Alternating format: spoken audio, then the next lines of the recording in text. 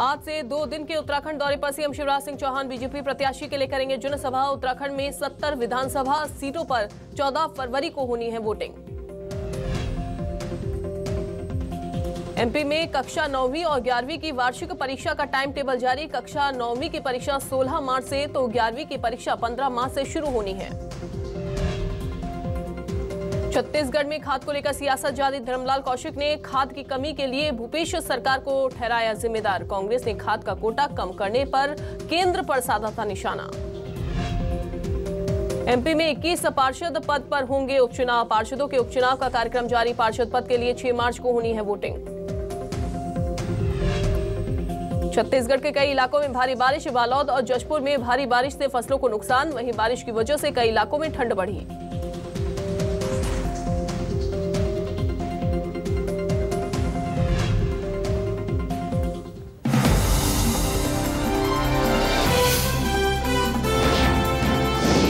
News 24 Madhya Pradesh Chhattisgarh, आपकी बात सच के साथ। नमस्कार, बहुत स्वागत है आप सभी का। मैं हूं आपके साथ अंजलि सिंह। यूपी की 58 सीटों पर मतदान सुबह से ही जारी है। 9 बजे तक का आंकड़ा आपको बता देते हैं। 9 बजे तक बुलंदशहर में 7.34% मतदान हो चुका है। तो वहीं बागपत की अगर बात करें तो बागपत में सुबह 9 बजे तक 8.5% मतदान हुआ है। तस्वीरें आपको दिखाएंगे, लेकिन उससे पहले एक बार मतदान प्रतिशत आपको बता देते हैं। 9 बजे तक बुलंदशहर में 7.34% मतदान हुआ। बागपत में सुबह 9 बजे तक 8.5% मतदान हुआ है। धौलाना की बात करें तो यहां पर 8% मतदान हुआ। हापुड़ में 9%, गढ़ मुक्तेश्वर में 7.5% मतदान हुआ है। शामली में अब तक 10% मतदान हो चुका है, यानी कि 9 बजे का आंकड़ा हालांकि आपको बता रहे हैं। नोएडा में 7% मतदान, वहीं दादरी में 8.5% ही अब तक वोट पड़े हैं। जेवर में 9.5% मतदान। अलीगढ़ में सुबह 9 बजे तक 6.5% मतदान हो चुका है, यानी कि अलीगढ़ में सुबह 9 बजे तक 6.5% लोगों ने ही वोट डाले हैं। इसके अलावा आपको बता दें कि तमाम जगह से हालांकि ईवीएम खराब होने की जो सूचना है वो भी मिली, लेकिन उसके बाद उसको ठीक भी करा लिया गया, उसको दुरुस्त भी करा लिया गया और उसके बाद वहां पर वोटिंग सुचारू रूप से चालू भी करा ली गई। कई मतदान केंद्रों पर ऐसी तस्वीरें सामने आई, लेकिन उसके बावजूद वहां पर मतदान करने के लिए लोग भी पहुंचे। मतदान कर्मी लगातार वहां पर मौजूद है। अब ये 11 जिले से तस्वीरें आपको लगातार दिखा रहे हैं। गाजियाबाद, हापुड़, बुलंदशहर, मुजफ्फरनगर, बागपत, शामली, मेरठ की ये तस्वीरें आपको लगातार दिखा रहे हैं, जहां पर सुबह से ही वोटिंग जो है वो चल रही है। हालांकि शाम 6 बजे तक यहां पर वोटिंग जो है वो चलती रहेगी। इसके अलावा मथुरा से भी तस्वीरें ये सामने आई हैं। आगरा और गौतम बुद्ध नगर की ये तस्वीरें।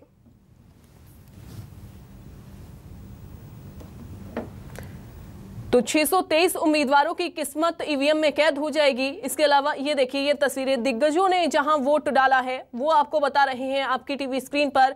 कहां-कहां दिग्गजों ने वोट डाला। श्रीकांत शर्मा ने वोट डाल दिया है, बीजेपी से उम्मीदवार, मथुरा से प्रत्याशी हैं।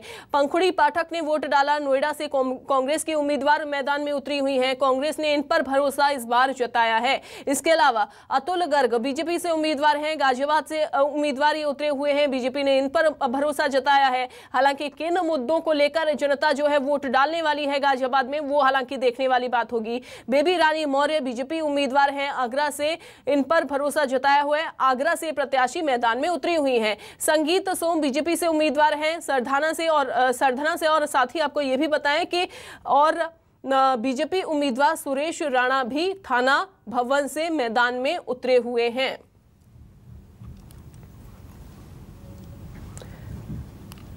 तो ये तस्वीरें जहां पर दिग्गजों ने मतदान तो कर दिया है, लेकिन पहले चरण में योगी सरकार के जो 9 मंत्री हैं वो चुनावी मैदान में उतरे हुए हैं। गाजियाबाद सीट से आपको चूंकि आपके बता चुके हैं, अतुल गर्ग कैबिनेट मंत्री जो कि मैदान में उतरे हुए हैं। इसके अलावा शामली से गन्ना मंत्री सुरेश राणा खुद मैदान में उतरे हुए हैं, तस्वीरों में आप लगातार देख रहे हैं। इसके अलावा अलीगढ़ से संदीप सिंह मैदान में उतरे हैं। मुजफ्फरनगर से कपिल देव अग्रवाल मैदान में उतरे हैं और बुलंदशहर से अनिल शर्मा भी मैदान में उतरे हैं।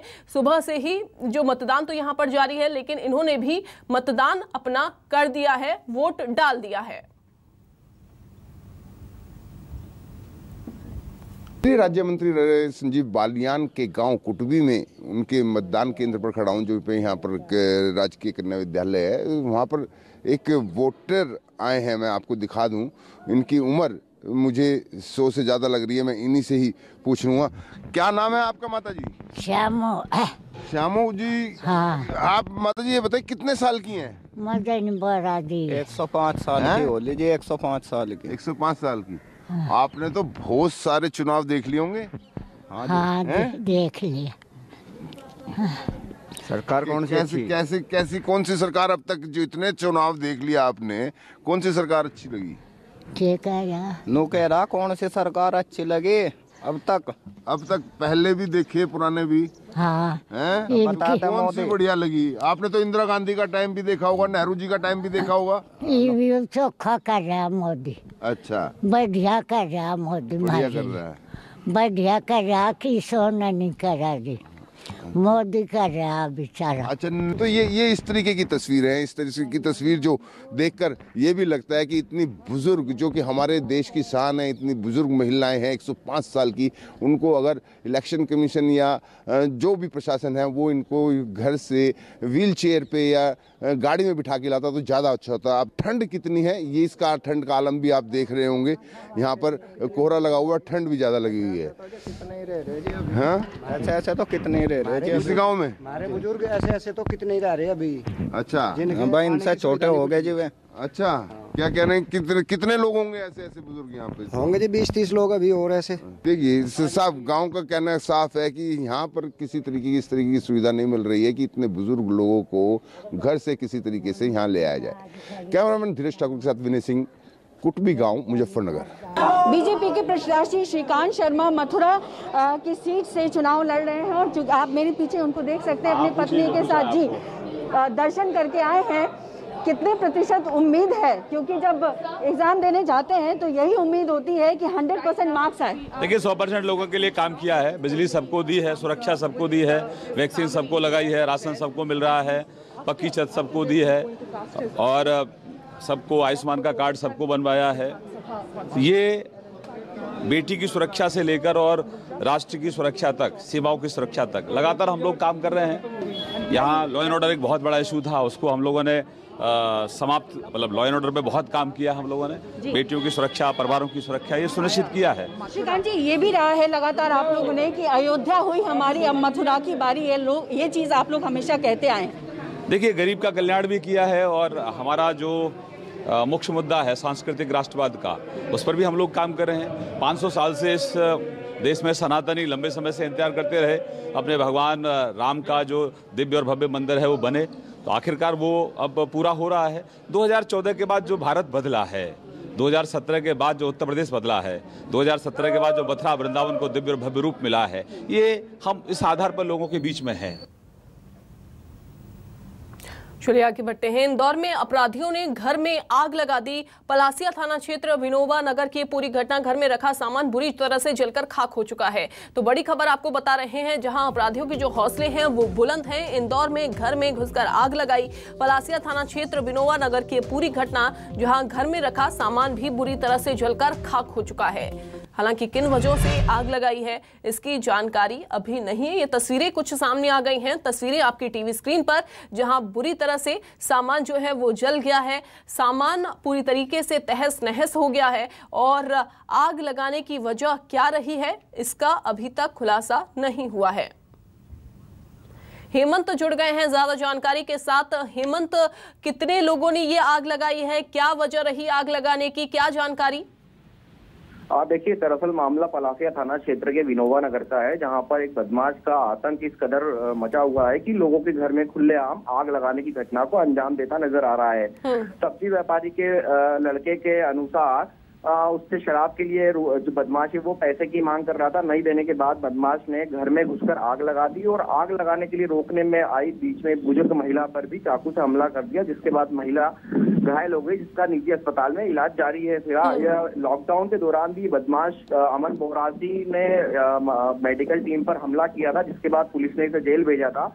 बदमाश जो है वो अपराधी किस्म का है। इसके ऊपर हत्या की कोशिश जैसे कई मामले पलासिया थाना में दर्ज है। देखिए यहाँ पर इंदौर में कमिश्नरी सिस्टम लागू होने के बावजूद भी बदमाशों के जो हौसले वो लगातार बुलंद होते नजर आ रहे हैं और अपराधी अपराधों को अंजाम दे रहे हैं। फिलहाल पुलिस ने आरोपी को गिरफ्तार कर लिया है, पूछताछ जारी है। ठीक है हेमंत, बहुत शुक्रिया आपका जानकारी देने के लिए। वहीं इंदौर में बदमाशों के हौसले बुलंद हैं, जहां लिस्टेड बदमाश ने शराब के पैसे नहीं मिलने पर युवक पर गोली चला दी। गनीमत ये रही कि गोली युवक की आंख के पास से छूकर निकल गई। बताया जा रहा है कि एक युवक शराब खरीदकर अपने घर जा रहा था। इसी दौरान बदमाश विमल प्रजापत ने उसका रास्ता रोककर युवक से शराब के लिए पैसे मांगे। युवक ने जब इसका विरोध जताया तो बदमाश ने युवक पर गोली चला दी। घायल युवक को इलाज के लिए अस्पताल में भर्ती कराया गया। पुलिस ने बदमाश के खिलाफ मामला दर्ज कर उसकी तलाश शुरू कर दी है।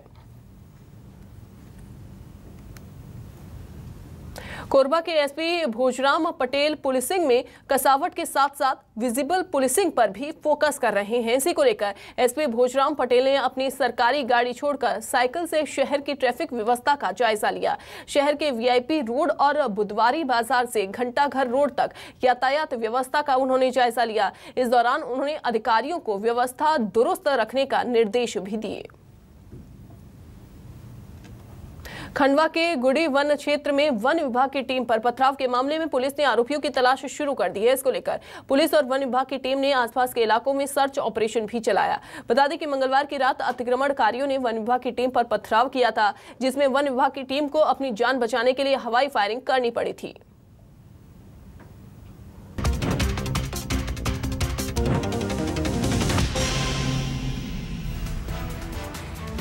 आज से 2 दिन के उत्तराखंड दौरे पर सीएम शिवराज सिंह चौहान बीजेपी प्रत्याशी के लिए करेंगे जनसभा। उत्तराखंड में 70 विधानसभा की सीटों पर 14 फरवरी को होनी है वोटिंग। एमपी में कक्षा 9वीं और 11वीं की वार्षिक परीक्षा का टाइम टेबल जारी। कक्षा 9वीं की परीक्षा 16 मार्च से तो वहीं 11वीं की परीक्षा 15 मार्च से शुरू होगी।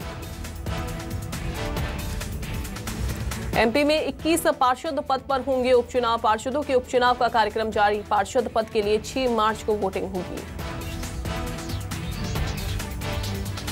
नरसिंहपुर में धरने पर बैठे विधायक के पति की तबीयत बिगड़ी। इलाज के लिए जबलपुर रेफर किया गया। इंदौर में नौकरी के लिए भटक रही पश्चिम बंगाल की नाबालिग बच्ची की पुलिस ने की काउंसलिंग, वापस परिजनों के पास भेजा। शिवपुरी में जाल में फंसा तेंदुआ रेस्क्यू टीम के पहुंचते ही हुआ फरार। ग्रामीणों में दहशत का माहौल। बालोद में जेल से छूटने के बाद आरोपियों ने लाखों के गहने चुराए। पुलिस ने 3 लोगों को गिरफ्तार किया। यूपी में पहले चरण का मतदान जारी। 11 जिलों की 58 सीटों पर वोटिंग। नोएडा से मथुरा तक कड़ी सुरक्षा।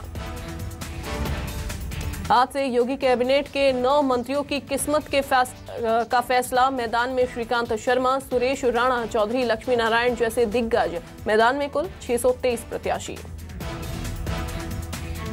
उत्तराखंड में पीएम मोदी के हुंकार बनाम राहुल की गर्जना। श्रीनगर में प्रधानमंत्री तो अल्मोड़ा में राहुल की जनसभा। यूपी के सहारनपुर में भी पीएम की रैली। फिल्म गहराइयां के प्रमोशन के लिए पहुंची मुंबई दीपिका पादुकोण और अनन्या पांडे। फिल्म 11 फरवरी को रिलीज होगी। सुर्खियों में छाया हुआ है जॉन अब्राहम का घर। घर का नाम विला इन द स्काई रखा। घर को मिला बेस्ट होम का अवार्ड। मनोज तिवारी ने दी कंगना रनौत को बड़ी सलाह। मनोज तिवारी ने कहा, आलोचना करते समय मर्यादा न खोए। मनोज तिवारी ने अनुराग कश्यप को भी सलाह दी।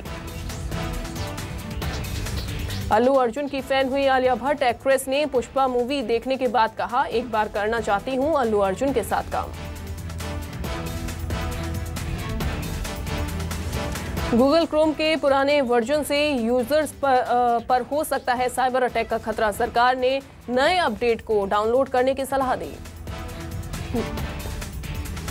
डबल एयरबैग के साथ लॉन्च हुई नई महिंद्रा बोलेरो। ज्यादा सुरक्षित सवारी के साथ 16,000 रुपए तक दाम बढ़े। दोपहिया वाहनों से होगी बैटरी स्वैपिंग की शुरुआत। हर 1 किलोमीटर पर बैटरी स्वैपिंग स्टेशन स्थापित किए जाएंगे। अब हेल्थ केयर सेक्टर में इस्तेमाल किए जाएंगे ड्रोन। दूरदराज इलाकों से ड्रोन के जरिए कलेक्ट होंगे टेस्टिंग के लिए सैंपल।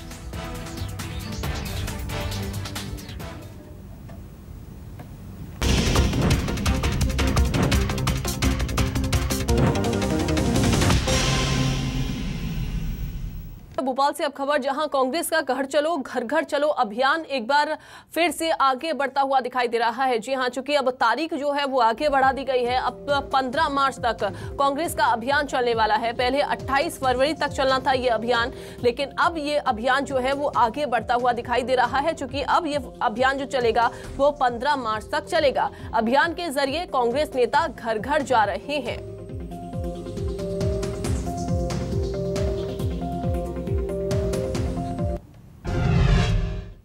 गृह मंत्री नरोत्तम मिश्रा की एक बार फिर दरिया दिली देखने को मिली है। दरअसल एक गरीब की बेटी की शादी थी। शादी समारोह में शामिल होने नरोत्तम मिश्रा के भतीजे विवेक मिश्रा पहुंचे और दहेज में देने वाला समस्त सामान और नगद राशि दी, जिससे शादी धूमधाम से हो सके।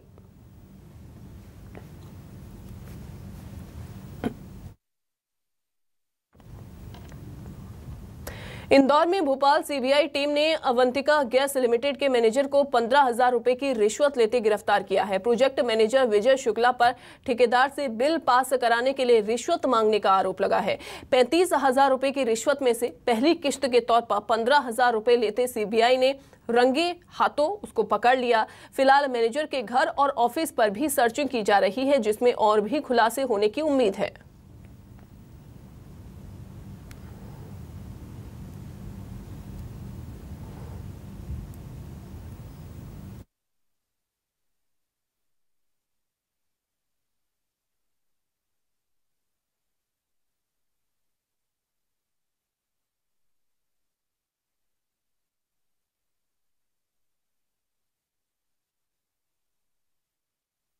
आज सीबीआई भोपाल ब्रांच ने इंदौर में अवंतिका गैस लिमिटेड के मैनेजर श्री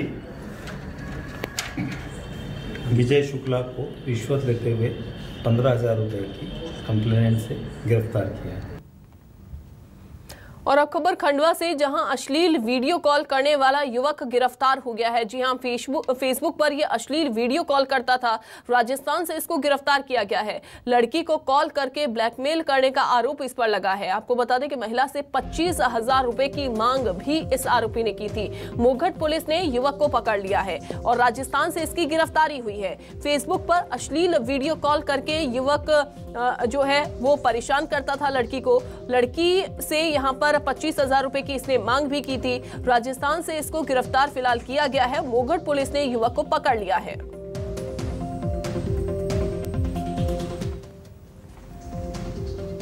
एक फूलचंद पिता मूलचंद सैनी है, ये कलवाड़ा है, निवासी जयपुर का। ये वो बना के इस महिला को ब्लैकमेल कर रहा था। पुलिस ने आरोपी को गिरफ्तार कर लिया है, पुलिस रिमांड लिया है। अब पुलिस इस मामले में इन्वेस्टिगेशन कर रही है। पीएम आवास योजना के नाम पर धोखाधड़ी, भोपाल से खबर आपको बता रहे हैं। धोखाधड़ी करने वाला आरोपी गिरफ्तार। क्राइम ब्रांच की टीम ने कानपुर से इसको गिरफ्तार किया है। आवास देने के नाम पर 3.5 लाख रुपए की मांग इसने की थी। आरोपी का चाचा है गिरोह का मास्टरमाइंड। वहीं आईटी एक्ट के तहत केस दर्ज किया गया है। तो बड़ी खबर आपको बता रहे हैं, जहां पीएम आवास योजना के नाम पर धोखाधड़ी करने वाले आरोपी को गिरफ्तार कर लिया गया है।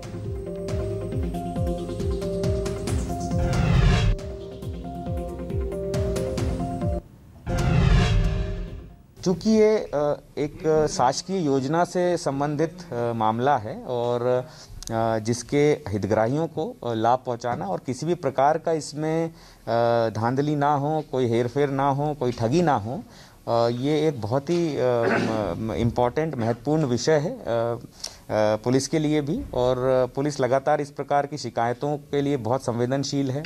इसी प्रकार की शिकायत प्राप्त हुई एक आवेदक से और उसको गंभीरता से लेते हुए पुलिस ने तत्काल ही उस पर टीम बना के कार्रवाई प्रारंभ करी। शिवपुरी पुलिस को बड़ी कामयाबी मिली है। पुलिस ने बाइक चोरी करने वाले गिरोह का खुलासा किया है। 3 चोरों को गिरफ्तार किया गया। साथ ही पुलिस ने चोरों के पास से 41 बाइक भी बरामद की हैं। दरअसल पुलिस चोरी के खिलाफ अभियान चला रही है। इसी अभियान के तहत पुलिस को ये सफलता मिली। दो चोर जो हैं वो फरार चल रहे हैं, जिनकी तलाश पुलिस कर रही है।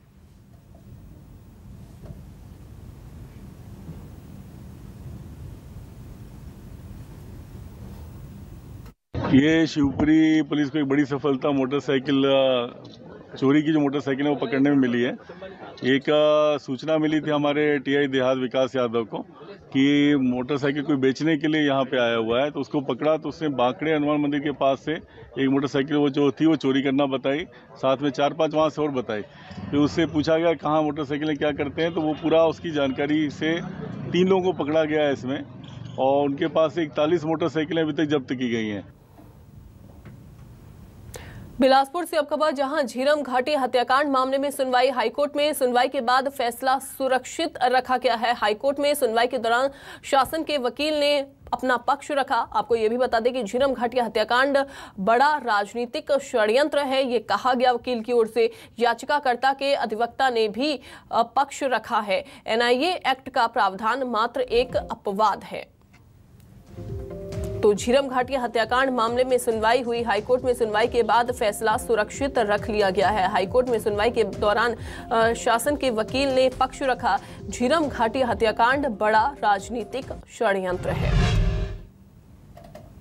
चलिए आगे बढ़ते हैं खबरों में। छत्तीसगढ़ के वन मंत्री मोहम्मद अकबर ने बुधवार को सहसपरू लोहारा नगर को 1,23,59,000 रुपए की लागत से 6 अलग अलग विकास कार्यों की सौगात दी, जिसमें उन्होंने यादव समाज, निषाद समाज और नगरवासियों की मांगों को पूरा करते हुए शीतला मंदिर के समीप भवन निर्माण की आधारशिला भी रखी। इसके साथ ही मंत्री अकबर ने कई और विकास कार्यों का भी भूमि पूजन किया। 5 कार्यों का भूमि पूजन है। सामुदायिक भवन है, बस स्टैंड का, सीसी रोड वगैरह का है। और दौरा तो सभी महत्वपूर्ण रहता है। इसी बहाने लोगों से मुलाकात भी होती है, समस्याओं के बारे में जानकारी भी आती है। जितना हो सकता है उसको करते भी हैं, और बाकी का राज्य स्तर का जो है वो बाद में किया जाता है।